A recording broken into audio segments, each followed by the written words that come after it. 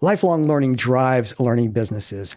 Taking the time to consider what lifelong learning is and what it can be is an illuminating exercise in better understanding why your learning business does what it does and the broad human goals that it supports.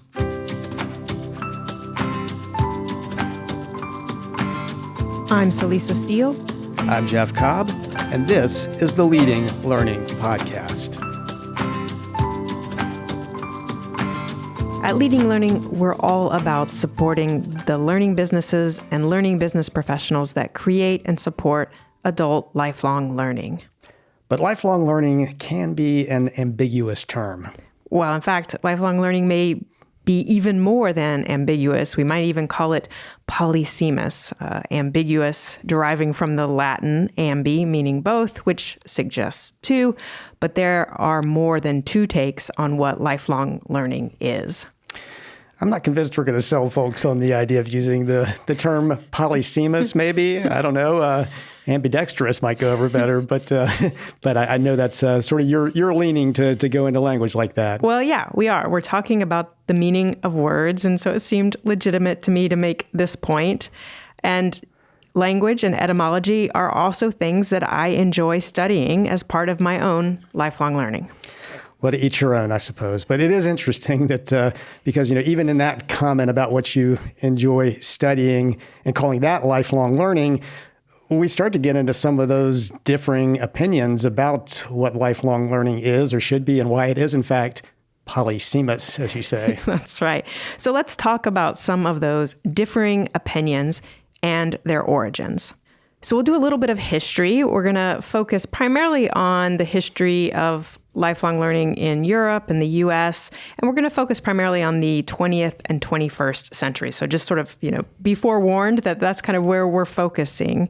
I think it could be interesting at some point to go beyond Europe and the US. I have to say my own knowledge there is very sketchy, so that we need to fill in that knowledge at some point and make it part of the podcast.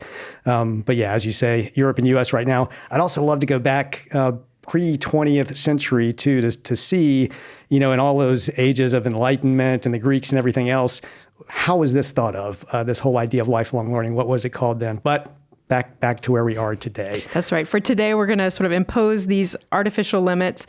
And I have in mind kind of three major lifelong learning paradigms that are still around and still guiding thinking. And these were developed by three European groups, the Council of Europe, UNESCO, and the OECD. So UNESCO is the United Nations Educational, Scientific, and Cultural Organization. That was founded in 1945, and it has an aim to promote world peace and security through international cooperation in education, arts, sciences, and culture. And then OECD is the Organization for Economic Cooperation and Development. That's another intergovernmental organization. It has 38 member countries. And that was founded a little bit later in 1961. And the goal there was to stimulate economic progress and world trade. And then the Council of Europe is another international organization that also came about in the wake of World War II. It was founded in 1949. It has 46 member states, and it's really focused on trying to uphold human rights, democracy, and the rule of law in Europe. So we have these three organizations, and all three of them were pushing for some form of lifelong learning. And this was kind of in the 1960s and 1970s when they really sort of made this push. And I'll say, as you noted, these are primarily associated with Europe, these organizations, though obviously the United States is also involved in the United Nations to at least some degree. I don't actually know the ins and outs of how involved the United States is in UNESCO, but I'm going to make the assumption that hopefully we've had at least some involvement there. But I do note that, most of what I see coming out of UNESCO or OECD or the Council of Europe seems to be paid attention to more by European countries at this point than by the United States. And so if we look at what those three groups were sort of writing about and proposing and arguing for in the 1960s and 70s, we have a few different terms that were being used. So the Council of Europe was really focused on this idea of permanent education. That's what they wanted to call it. So again, permanent sort of instead of lifelong learning, but it's this idea of you need to kind of keep educating yourself. The OECD was focused on a term called recurrent education. And their idea there was that we tend to kind of chunk education into this sort of full-time learning and then kind of full-time work. And they thought it would be better to sort of mix it up. And so maybe you have kind of full-time study, and then you might go to work for full-time and then kind of have a sabbatical leave to go back to studying for a little bit there. And then UNESCO, there was a really important report that came out in 1972 called Learning to Be. And it's also called the Fore Report. That's because Edgar Fore was the chairperson of UNESCO's International Commission on the Development of Education. At the time when that report came out, he was a key figure in developing that report. And it used the term lifelong education. So we get lifelong, we don't quite get to learning. It's still this focus on education. But the idea that what there was that, lifelong education could really be transformative and emancipatory. That's a tough word. It's a tough word. It's right up there with polysemous in terms of pronunciation. It's probably a polysemous word. Right. And one commentator around the time that Learning to Be report came out called the UNESCO concept a Copernican revolution in education. That caught my eye when I read that tidbit. It is eye-catching. I'm not sure it's quite turned out that way, but this report has had a lot of influence. I know at least three comments there, I think. One is, I love that there was a prime minister involved in all of this, somebody at that level of government. You would love to see that across all nations. Yeah, he wasn't prime minister. Fore was not prime minister at the time. Not at the time, but he had been, right? And so he very clearly, right, he's this politician really focused on education and then, thinking through sort of the policy and the what needed to be in place to actually change education and make it better. Right, and I won't name names, but I can think of certain ex-presidents in the United States who would be involved in something like this and others who probably would not be as involved in something like this. But having that level of involvement is nice. And then I liked the terminology, recurrent education, permanent education. I mean, even the title of the report, Learning to Be, even though, these don't necessarily become sort of commonplace in how we talk about it, I mean, they do echo a lot of, or they don't echo, what we're doing now echoes them, and that we're starting to really think of learning as this just continuous activity. I mean, these days, we talk about things like the other 50 years. You hear terms like the 60-year curriculum. All of these are really more aimed at sort of adult learners or higher education through the rest of life. We'll talk about, what we really mean by the full span of lifelong learning here. But, some of the language that was being used at that point, I think has been very influential over time, the involvement of high-level people in it. And then I think we will get to this sort of division between education and learning and sort of how we treat those terms at some point in this conversation. Yeah, I mean, I think what we see in the history is that we have various groups sort of promoting or emphasizing some aspects more than others. And I'm thinking it's probably not just like an either or. It's not A versus B. It's probably more of a spectrum. And so you have sort of idealistic on one end of a spectrum and maybe pragmatic on the other. So we have this idealistic, this idea of let's create better societies, right? Let's create better international cooperation, and learning is one way to do it. And then you have much more pragmatic concerns around how can we deal with workplace skills gaps issues, to use kind of modern day, contemporary talk that's going on. So that's kind of one spectrum. And then, we often see, I think this particularly tends to be the case in the European context, or I feel like it's more the case in the European context, characterization of a lot of lifelong learning or lifelong learning education having sort of a remedial focus. Whereas I think in the U.S., particularly where continuing education and professional development have such an emphasis, it's really more about advancing careers. So that remedial versus, advancing careers kind of dichotomy that we often see. And then there's, of course, the formal versus informal spectrum in there. We have education and what it brings to mind around, perhaps collegiate degrees or, certifications, that type of thing, to the more informal where, what might you learn through a mentorship or through doing something on the job or just through a conversation with someone. And it's encouraging, I think, that we've seen much more attention to the concept of informal learning over, the past 2 to 3 decades. I think of the work of people like Jay Cross and writing about informal learning and many of his colleagues, that is starting to become something that's getting a lot more attention. I still think it doesn't tend to get talked about or contextualized as lifelong learning per se. It's kind of a different take on, say, workplace learning in most instances when informal learning is being talked about, but at least it is being talked about, and in some cases action is being taken around it. Another spectrum that we might point to is a spectrum that has maybe sort of societal benefits on one end and kind of more personal benefits or personal gains on the other. So again, I think this kind of harkens back to this idea of how can we advance democracy, or how can we, create good citizens, that sort of being on the societal end. And then on the more personal gains, that can be career advancement, as we sort of talked about. But again, sort of like why, who is the learning for, who does the learning benefit? And there's sort of for the individual learner benefits, and then there's for society at large benefits. And you kind of have different groups focusing on different ends of that spectrum. Right. And this is another, again, these are my perceptions. So I can't say these are grounded in actual data, but, I hear or see terms like the learning society used much more in a European context than I tend to see it used in a U.S. context, with the idea that learning is a driver of social progress, that we need to be thinking about how learning is integrated woven into society to improve society. But, you think back to the efforts that do come from the U.S., something like Dewey on democracy and education, and, the fundamental role education plays in society. That is obviously embedded in so many ways now in how we think about and pursue education in the United States. And I think that also has infiltrated Europe as well.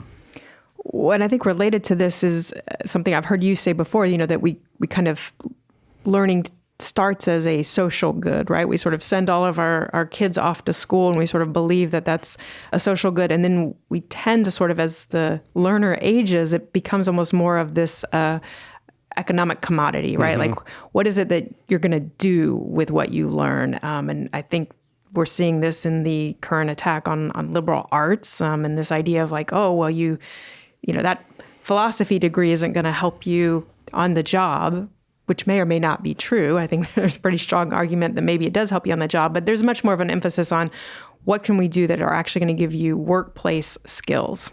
Yeah, and I just, referenced Dewey. I mean, even when he was talking about democracy and education, he really was focused on early life, the child, K through 12, into higher education, as we would sort of make those divisions.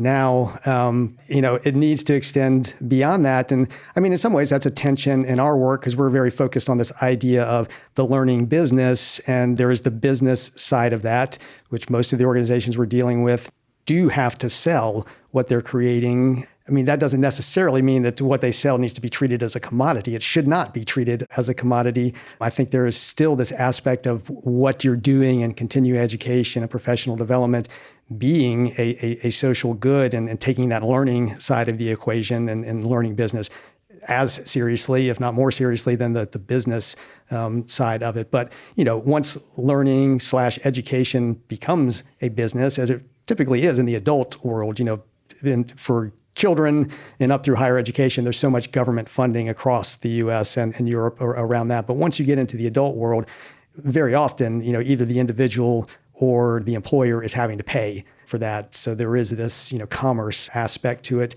that I think we need to be conscious of and be careful with. And most of the organizations that we work with, they do have that revenue imperative, but they also tend to have a mission focus as well. Whether or not they're organized as a nonprofit or not, they tend to actually buy into the fact that what they're doing by educating and helping individuals learn actually will improve those individuals, and then in turn, those individuals will help improve society.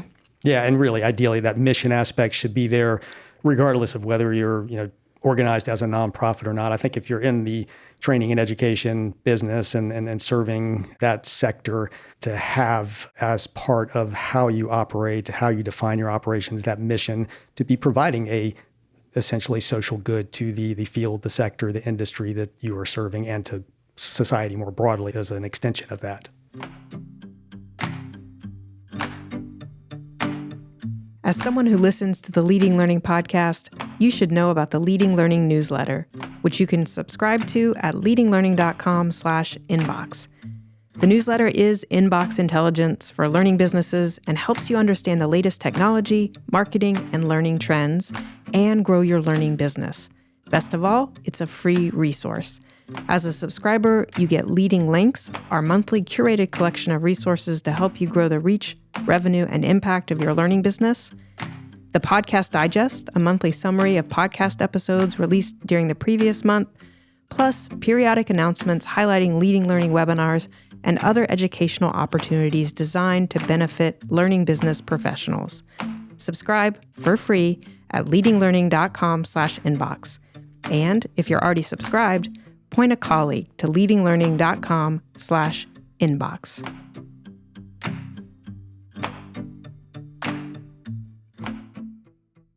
So there's a lot of disagreement or at least discussion around what lifelong learning is and where it should focus, all those different spectrums we were talking about and kind of where along them you fall.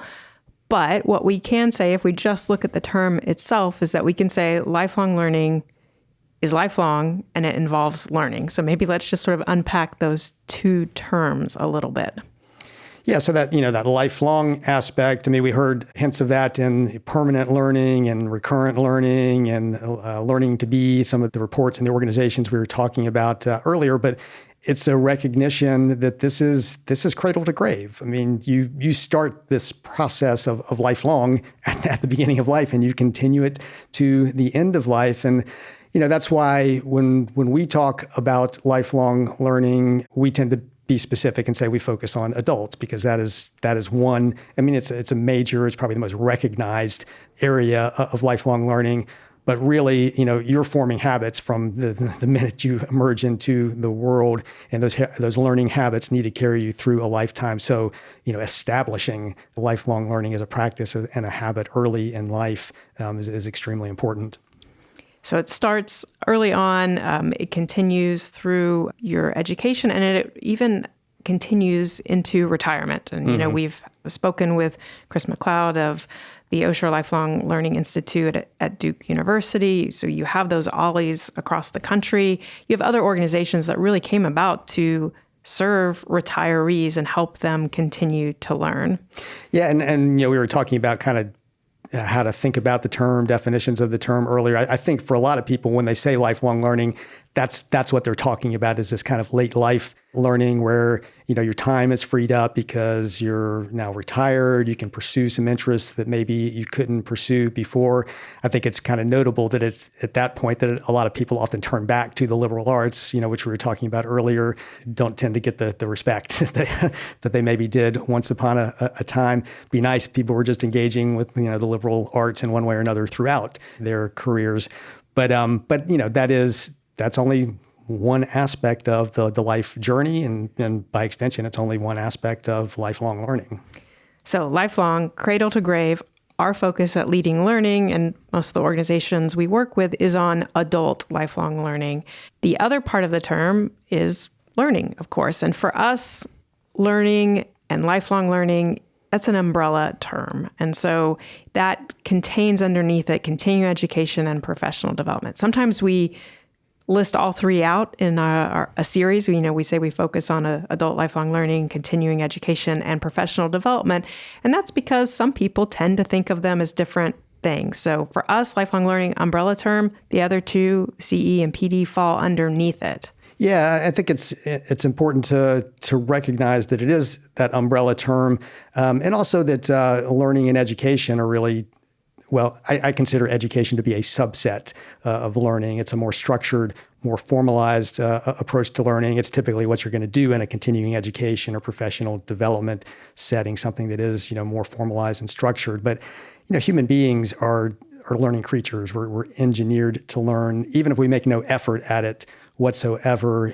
By the time we're crawling around on the floor, we're learning, we're taking in sensations, we're processing information. It's changing our behaviors, our knowledge, obviously. Learning is just constant process of change. And a lot of what we're talking about when we're talking about lifelong learning is becoming more conscious and becoming more intentional about this native capacity that you have as a human being. And whether you're doing that informally or whether you're doing it formally in a continuing education and professional development type setting, the more that you can kind of refine those skills and become better and better as a learner, well, that in itself is a lifelong process as well. You're kind of learning to learn throughout life.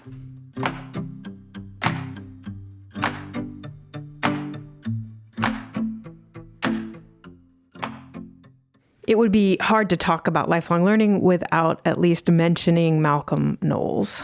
That's right. We're practically a Malcolm Knowles fan club here, I think. What I'm thinking in particular of The Adult Learner, which he published in 1973. So as we're recording, that's 50 years ago. And I learned something recently. I had not realized the subtitle to The Adult Learner. There's a subtitle. Did you know that, Jeff? I did not know that until I was reading your notes for this podcast, actually. So the subtitle is A Neglected Species. So The Adult Learner, A Neglected Species. I found that fascinating. That subtitle has since been dropped. And I guess I did know that was a subtitle originally, though I always forget it. But I didn't know that it was no longer used with the book. I guess I just haven't been paying enough attention to my recent editions of The Adult Learner. But probably that subtitle's been dropped, or I'm hopeful that maybe that subtitle has been dropped because adult learning is just much more widely recognized and appreciated than it was at the time that Knowles wrote that book. I mean, prior to Knowles, you had people like Dewey and Piaget who were very much focused on what happens in childhood learning, pedagogy, at that point, but not so much focus on what's happening with adult learners. And of course, Knowles coins this whole new term, andragogy, to talk about adult learning. See, etymology. We're back to etymology. There you go. It's all polysemous.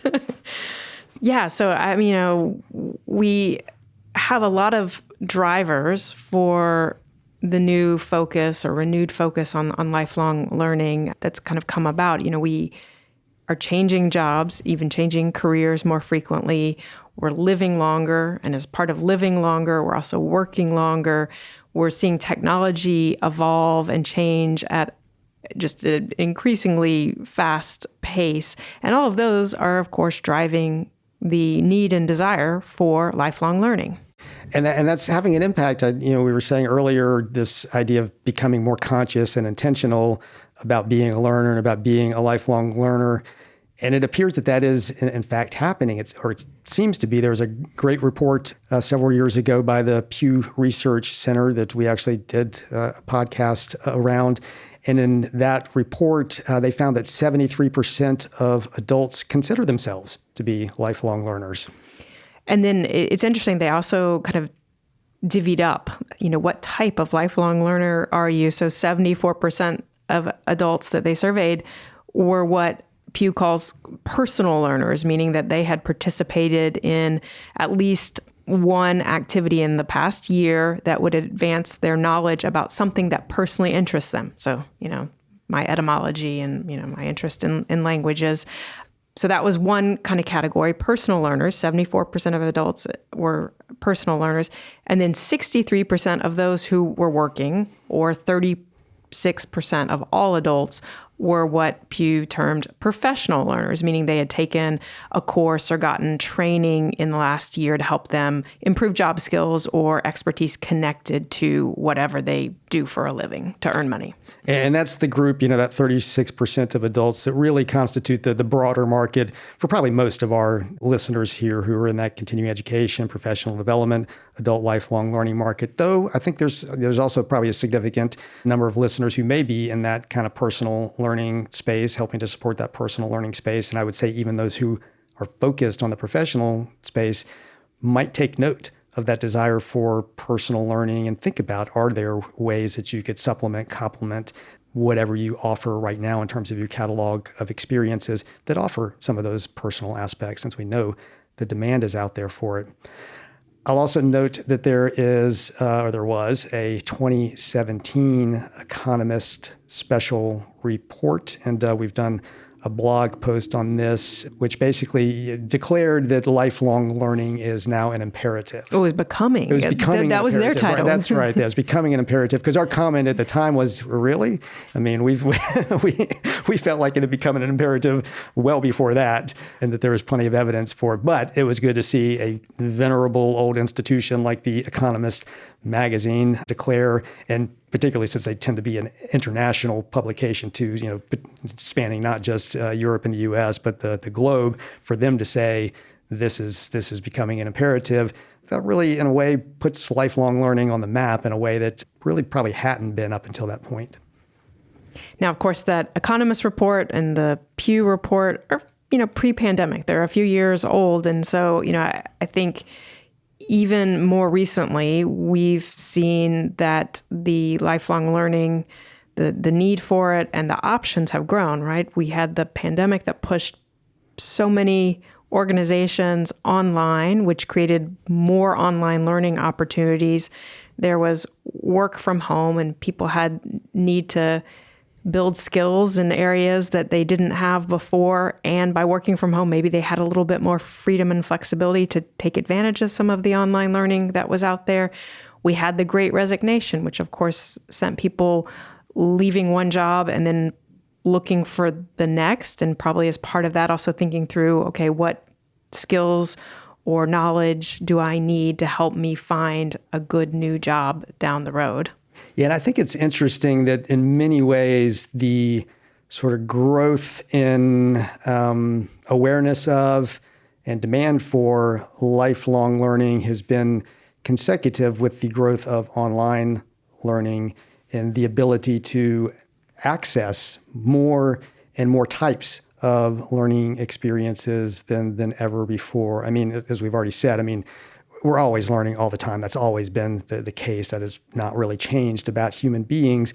But suddenly there's just this massive new set of options that are out there for people.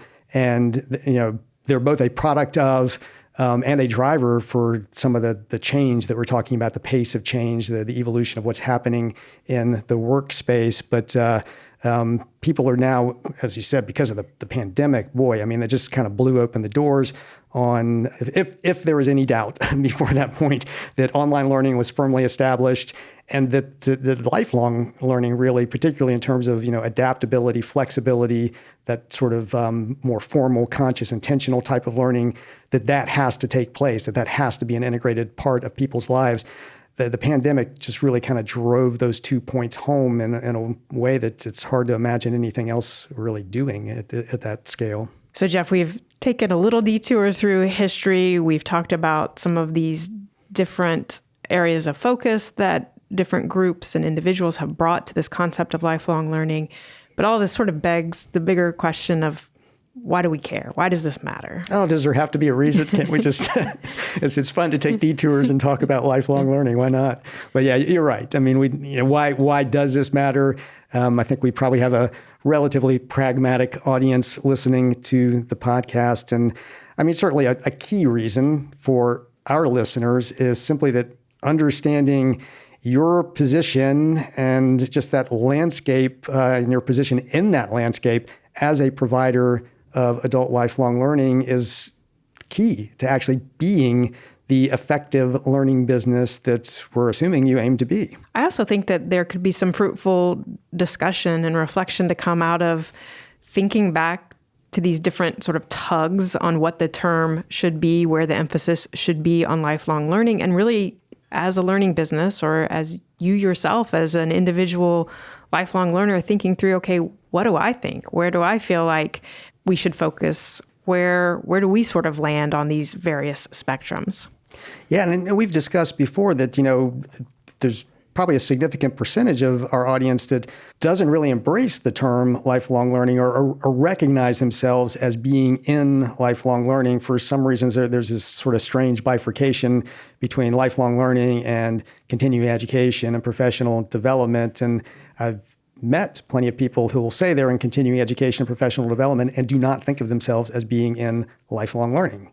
And I think it's worthwhile to question that, to back up, say, why is that?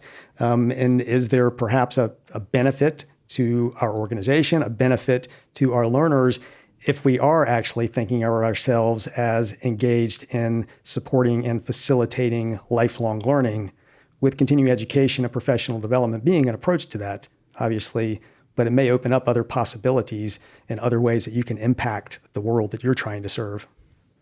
And I think no matter where you land individually or as a learning business, in terms of what you think that focus for lifelong learning should be or where your focus is, I think no matter where you land, it's pretty clear to look out there and go, okay, the lifelong learning landscape is fragmented. Mm-hmm. We have much more consolidated systems that serve those young learners. But by the time you kind of leave college in the U.S., how you go about learning is largely left up to you.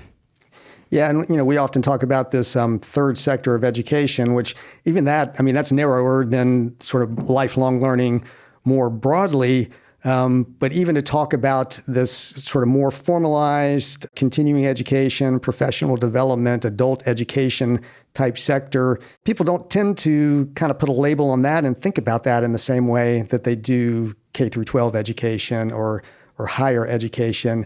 And I think there's just a real opportunity to do that. And as part of doing that, to start to get rid of some of that fragmentation and get more of a sense of integration across these different sectors of education and more recognition that there is this umbrella of learning that arches over all of them. We talked about, learning as an umbrella term at the beginning of the podcast. We're back to it again. I think that's just a very important sort of shift in perspective that we need going forward. There's the benefit of recognizing the umbrella. I think there's also a benefit in helping learners make sense of the fragmentation. Mm-hmm. I think we all know that we have limited time and energy. And so as a learner, if I'm having to spend all of my time even figuring out which options or what it is I need to learn or where to go to learn that can eat into the time that I actually have to focus on learning any new information or skill or knowledge. And so if you can be that guide, if you can help make sense of the fragmentation, make a clear path through this fragmented market, that's going to help your learning business stand out. It's going to make you much more valuable to the learner. And as we've been saying too, therefore much more valuable in terms of the role that you're able to play in society more broadly. Yeah, that really, to me, feels like the biggest opportunity for anybody who's listening to this podcast who is, involved in the learning business is to be that guide, to be that ally through whatever portion of that lifelong learning journey that you're helping your particular stakeholders with. If they're looking to you as that, as that guide, as that ally, facilitator, curator, whatever terms you want to use for it. But as you said, you're helping them make sense. You're helping get rid of that fragmentation that characterizes what life experience is, what professional experience is for so many people these days. If you're doing that as a learning business, you're going to have tremendous success.